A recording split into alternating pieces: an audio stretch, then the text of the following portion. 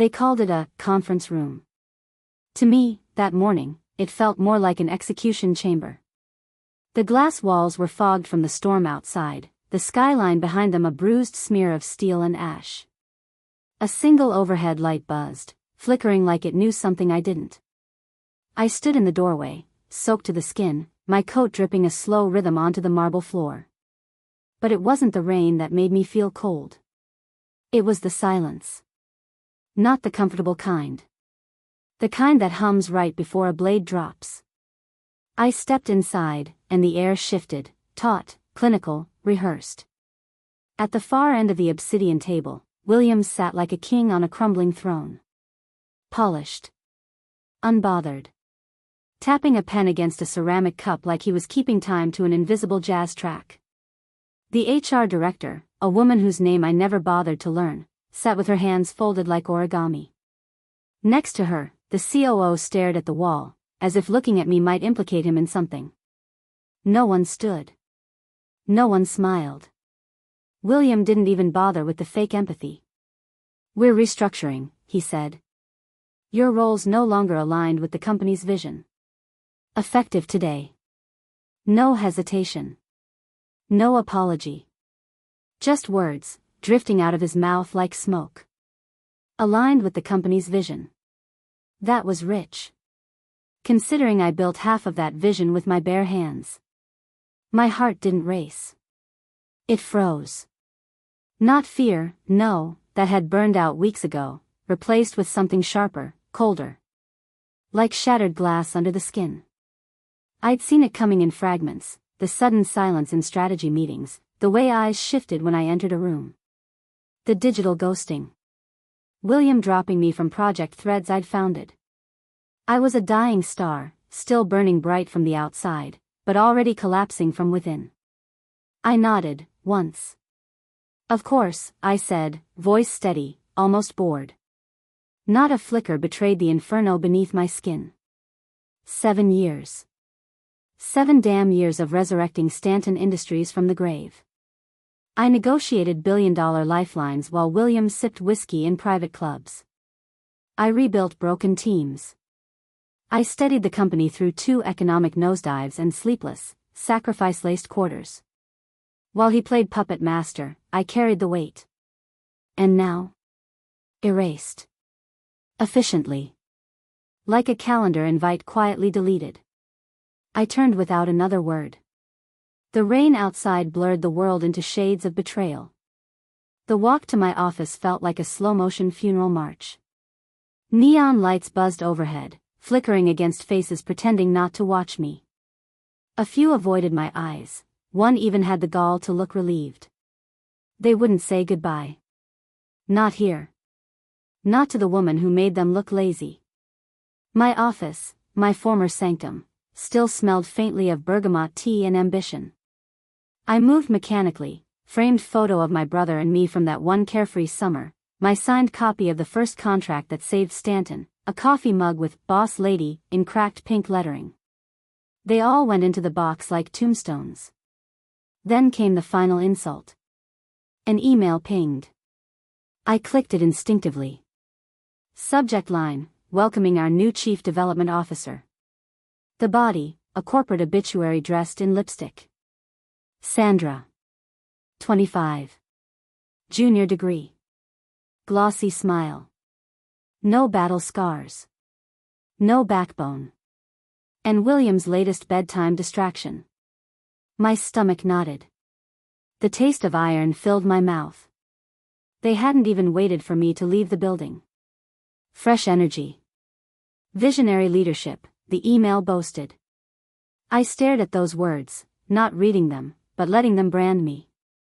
Outside, thunder cracked. The skyline shivered. I didn't cry. I didn't scream. I just stood there, fingers clenched white around the edges of the monitor, my reflection faint in the glass, a ghost in a tailored suit. And beneath it all, something darker stirred. Not grief. Not shame. A vow. The click of my laptop closing echoed like a final heartbeat in the now empty room. Then, a knock. Barely audible. I looked up, expecting a janitor or a last-minute corporate vulture. Instead, Robert stood in the doorway. No tie. Jaw clenched. A storm hiding behind his tired eyes. He didn't step inside. Just leaned on the frame like the walls might collapse without his weight. The fluorescence buzzed over him, making the deep shadows under his eyes look even darker. This place won't survive you, he said, low, tight. Like the truth was something dangerous. I let the ghost of a smile flicker across my face, brief, sharp, full of unsaid things. Appreciate it, I murmured. Take care of yourself, Robert. His throat moved like he was going to argue. Say something more. But the words never made it past his lips. He just gave me one last look, pain, anger, regret, and vanished. Maybe it was better that way. Sympathy wouldn't help me now. Neither would promises. What I needed was silence. And a clean kill. I wrapped my arms around the cardboard box like it was a shield, or maybe a coffin. My heels clicked down the corridor with military precision, and I refused to look at the watchers. Their silence rang louder than any eulogy. I reached the elevators. The doors opened with a hiss. As they slid shut, I caught one final glimpse of Stanton's logo gleaming on the marble like a brand burned into skin. And beneath it, a whisper in my bones. You'll regret this, William. You all will. Outside, the city had teeth. The January wind lashed my cheeks raw. I walked fast, not to outrun the cold, but to outpace the humiliation gnawing at my spine. Streetlights bled into puddles. Horns screamed. The city didn't care about broken careers or betrayal. That's what I needed from it. My arms ached from the weight of the box, but I kept moving. Through alleys veined with steam vents. Past towers that loomed like silent judges. Every step was a reckoning. Somewhere along the blur, my feet stopped. Unconsciously. Before me, an old shop wedged between two shuttered storefronts, Vale Books, its crooked sign swaying in the wind like a pendulum. I hadn't meant to come here. But grief has a way of pulling us back to our hiding places. I pushed the door open. A rusted bell gave a broken chime. Warm air. Dust and coffee. The scent of yellowed pages and spiced memories. I stepped inside like slipping into another life. One that hadn't been set on fire this morning. The place was mostly empty. Just an old man reading by the front window and a barista humming to herself behind the counter. I sank into the worn leather chair in the corner, my old spot, and placed the box beside me. Carefully. Reverently. Like it might explode. For a moment, I just stared at my hands. They were shaking. Rough day, the old man asked, not looking up from his book. I let out a short breath. Not quite a laugh. Not quite anything. You could say that. He finally raised his eyes. Piercing. Kind. Like he'd seen too many days like mine. They forget, you know, he said. That worth doesn't come from titles or boardroom chairs. It's already in you. They can't take it. They just make you doubt it long enough to leave it behind. His words sliced clean through the fog. I nodded. Couldn't speak. Didn't trust what would come out. He gave a small smile and returned to his book. A quiet mercy. I leaned back, the chair groaning beneath me. Somewhere behind the counter, an espresso machine hissed like a snake. Outside, the city kept roaring. But in here, for just a breath, I was safe. This wasn't the end. It was the start of a reckoning. The cold in my chest began to change. It no longer felt hollow, it had teeth now. Edges. A direction. I wasn't alone. And more importantly, I wasn't done. By the time I reached my apartment, a top-floor loft carved out of a crumbling industrial building on the east side, the sky had sunk into ink. The city glowed beneath it, burning with secrets. Neon signs flickered through rain-streaked windows, painting the walls in bruised reds and electric blue. I dropped my bag. Heels off. Hair unpinned. Collapsed onto the worn leather couch like a soldier returning from the front lines. For a few long minutes, I didn't move. Just listened to the hum of old pipes, the distant siren song of the city, the ache in every nerve screaming for rest. My phone lit up in my hand, and I scrolled absently, noise, images, hollow victories from people who hadn't been gutted in a boardroom this morning. Then the message appeared. An unknown number. 5 words. You're not the only one leaving. My breath caught. Not fear, adrenaline. Sharp. Immediate. I snapped upright, laptop in lap before I even realized I'd moved. Fingers flew across keys. I logged into my old work account. They hadn't locked me out yet. Amateurs. And there it was. A flood. Resignation emails. Dozens. Names I knew like family. Some short and sharp, others full of fury. But every one a crack in Stanton's armor. Senior managers. Project leads. Dealmakers. The ones who stayed long nights. Who held the company up when William was too busy polishing his image in a mirror. They were gone. Not for greener pastures, but because of him.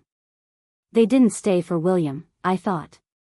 They stayed for the vision we built together. And now that vision was dead.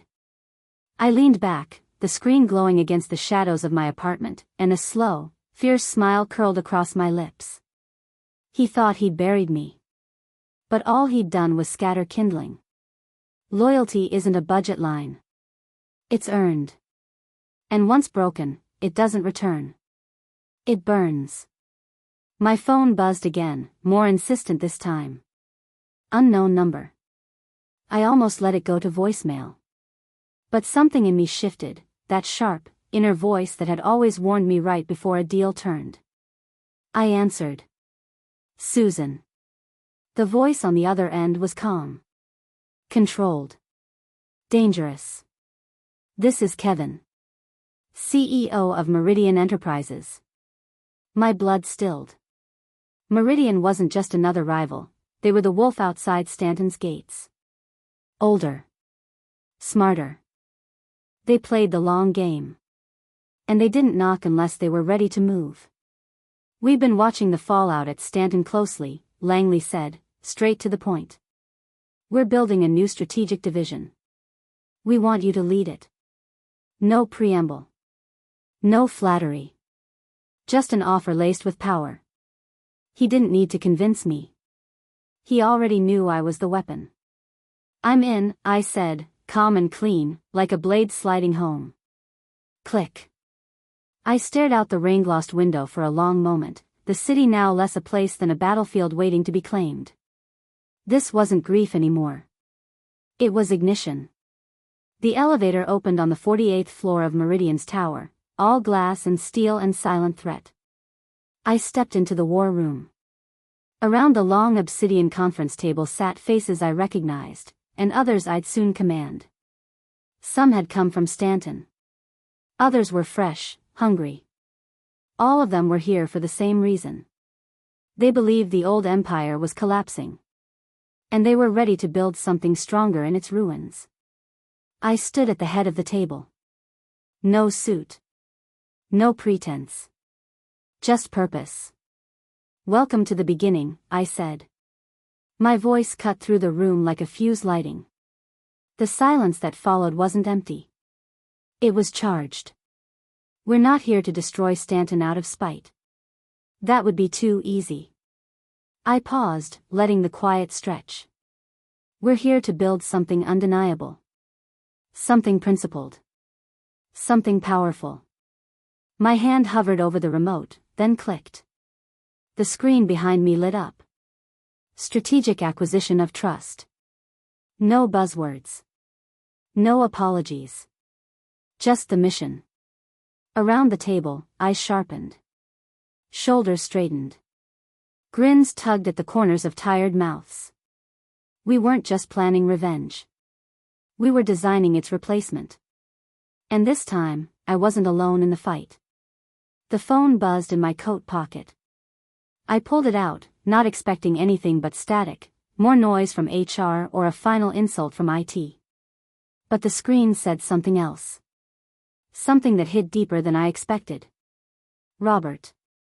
Whatever you build next, Susan, I'm in. I stared at the message. 3 lines. Less than a dozen words. But they shattered the numbness. Not because I needed him. But because someone still believed I could set the world on fire. And maybe, just maybe, I would. Our strategy isn't public warfare. No lawsuits. No mudslinging, I said, voice low but unwavering. Let them rot from the inside. The room was still, the kind of stillness that holds its breath before a storm. We target what they neglected, the people.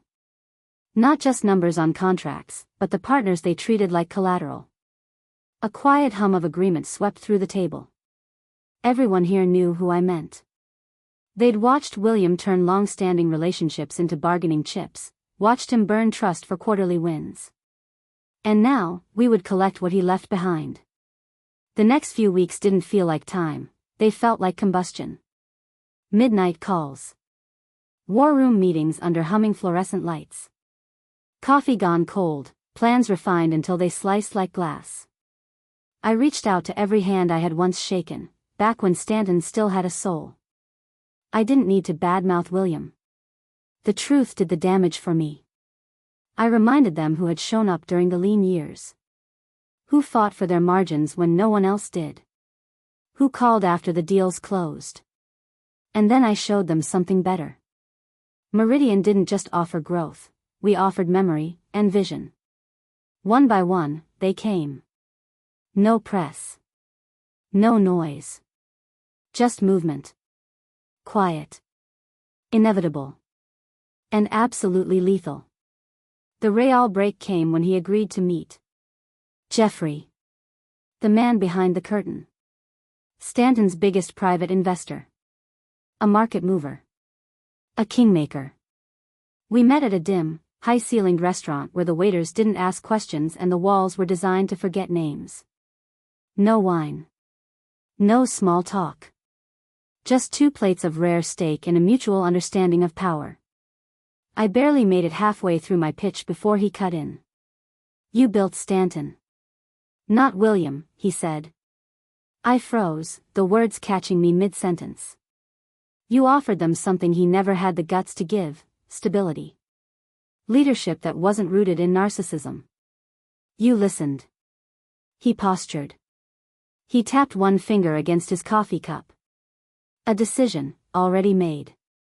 I'm pulling my investments. Meridian has my backing. We shook on it, his grip firm, final. As I stepped out into the frozen night, the lights of the city flared in my vision like the flashbulbs of a firing squad.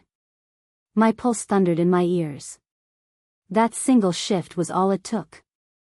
Jeffrey's exit triggered a cascade. Investors panicked. Journalists sharpened their pens. Stanton's stock tanked. Clients began asking hard questions. The empire cracked, not with a bang, but with a series of silent withdrawals. And I just kept building. Weeks later, in my new office, all glass, sunlight, and clean design, I was deep in a proposal draft when the buzz of my phone sliced through the silence. Robert. I picked up instantly. Susan, he said, no pleasantries, just urgency. He's unraveling. I didn't ask who. William is calling emergency board meetings, gutting departments, threatening anyone who so much as blinks. He's lashing out. I leaned back, eyes narrowing at the skyline. And he's planning something. Something desperate. My chest tightened. The air in the room changed, less oxygen, more static. Define desperate. A pause. Just long enough to feel like a warning. I don't know yet, Robert admitted. But you do. He doesn't fight fair. He never did. He was right. I'd seen it before, when William felt control slipping, He scorched everything. I thanked him and hung up, the phone suddenly heavy in my palm. This isn't over. Not even close. The headlines hit the next morning like gunshots. Former Stanton executive accused of corporate espionage. Claire Hayes at center of multi-million-dollar scandal. Meridian Enterprises implicated in stolen intel case. I stared at the screen, unmoving. Every story spun the same lie, dressed in different suits. Half-truths, strategically twisted timelines, quotes from anonymous sources that had William's fingerprints all over them. They painted me as a saboteur. A thief. A woman who had orchestrated her own betrayal years in advance. It was swift. Coordinated. Designed to destroy not just my reputation, but my credibility. My future. Almost admirable. If it hadn't been so predictably desperate. I scrolled slowly, methodically, through each article. He had planned this. Prepared it like a contingency plan. Like a failsafe to detonate the moment I became a threat. But here's the flaw in William's strategy. He still thought I'd play defense. He forgot I already knew his games. And this time, I wasn't going to flinch. I didn't rage. I didn't scream. I just got to work. The next few hours passed in silence, the kind of silence that comes when purpose takes over. My fingers moved with clinical precision, each keystroke another bullet in a loaded chamber. A scanned copy of my resignation letter, time-stamped, witnessed, and signed. Clearance emails from Stanton's own legal department confirming my exit had been finalized, clean. IT logs showing access revoked before I ever set foot inside Meridian. Project documents from Meridian, all dated, sealed, and created long before my name had ever entered the conversation. It wasn't flashy. It was just truth. Neat. Stark. Inarguable. I wasn't angry anymore. Not even surprised. Just ready. By morning, I stood under the sterile glare of Meridian's top-floor conference lights, facing a press corps that smelled blood and wanted to drink it. Floor-to-ceiling windows poured gray light across the table, and cameras stared at me like unblinking predators. Their eyes were sharp. Their pens sharper. Good. Let them watch me work. I adjusted the focus on the projector, placed the first document beneath the lens, and lifted my eyes to the room. My name is Susan, I began, my voice calm, steady, surgical, and I'm here to set the record straight. No drama. No raised voice. Just facts delivered with the precision of a scalpel. I walked them through it, date by date, signature by signature.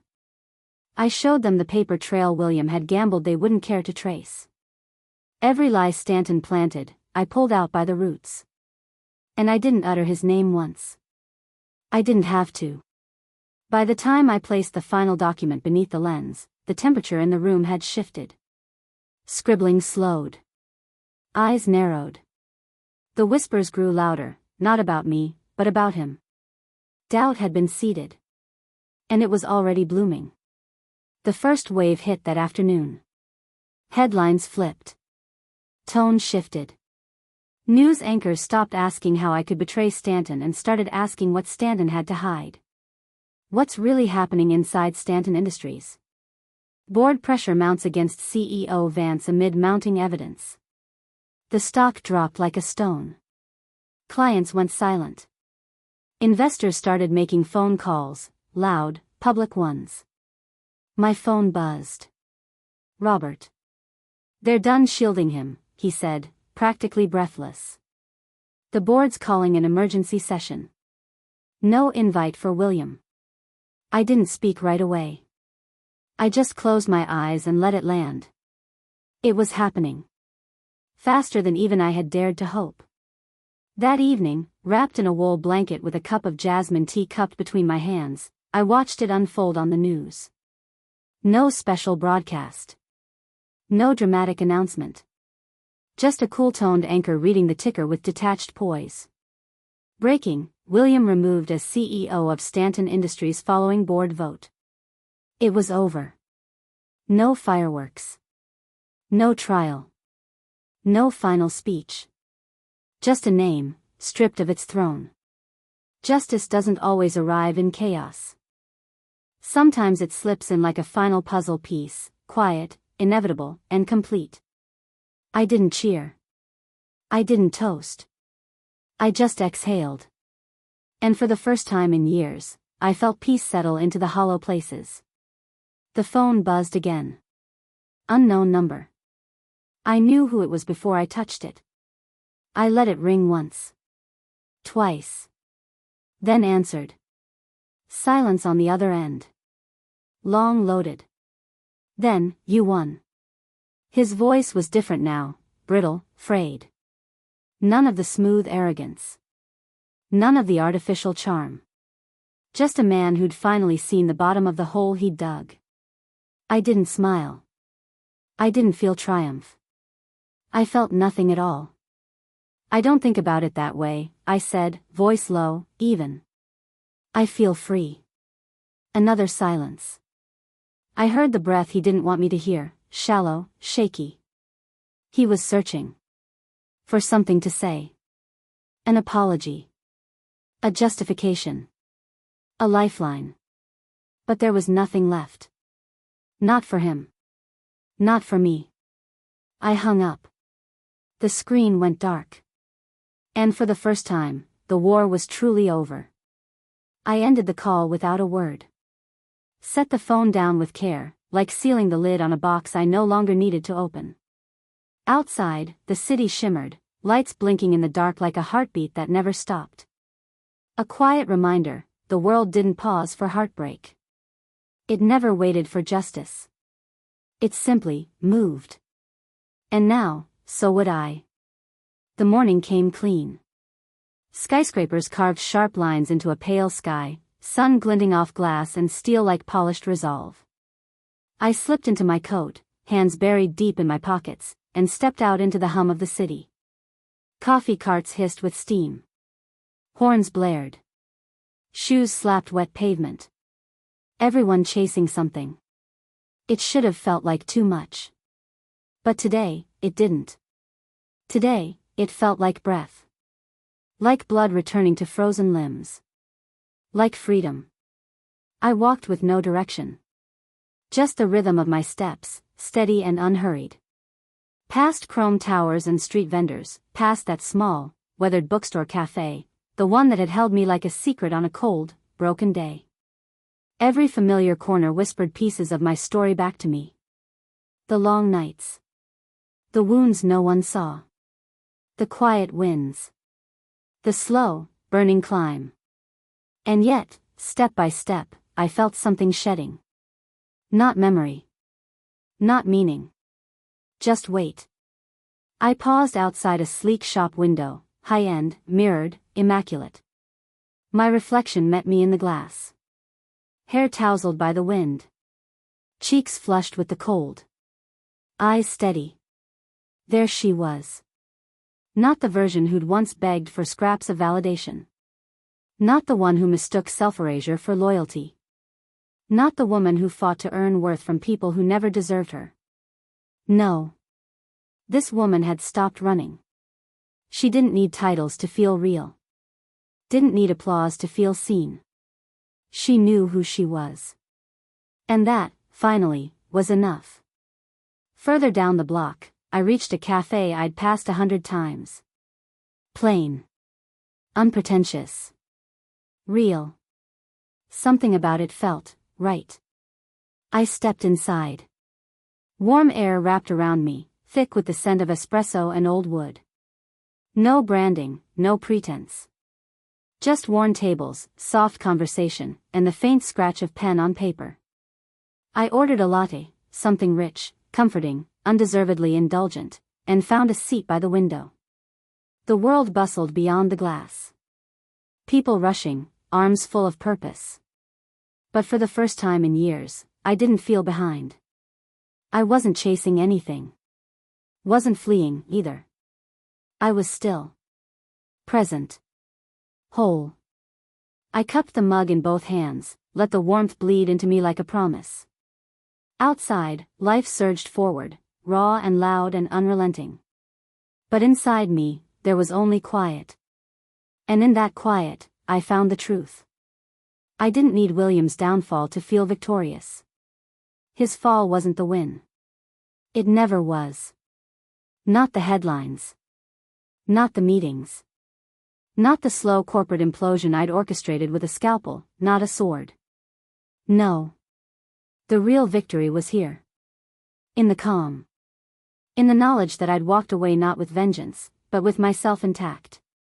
That was power. Not conquest. Not noise. But the ability to choose peace when chaos begged for retaliation. The kind of power that whispers instead of shouts. That builds, instead of burns. I stayed there a while. Let the coffee grow lukewarm between sips. Let the day roll by without demanding anything from it. There would be more ahead, more risks, more work, more unknowns. But the battles to come would be mine. On my terms. For dreams I believed in, not cages built by others. I had nothing left to prove. And everything left to live. Eventually, I stood. Left a generous tip. Stepped back into the light. The wind tugged at my coat. The streets still buzzed. The city, as always, raced forward. But I no longer felt the need to catch up. I was no longer waiting to arrive. Because I already had. I turned my face toward the day, toward the future, and smiled. A quiet smile. A steady one. The best chapters of my story were still unwritten. And this time, I was the one holding the pen.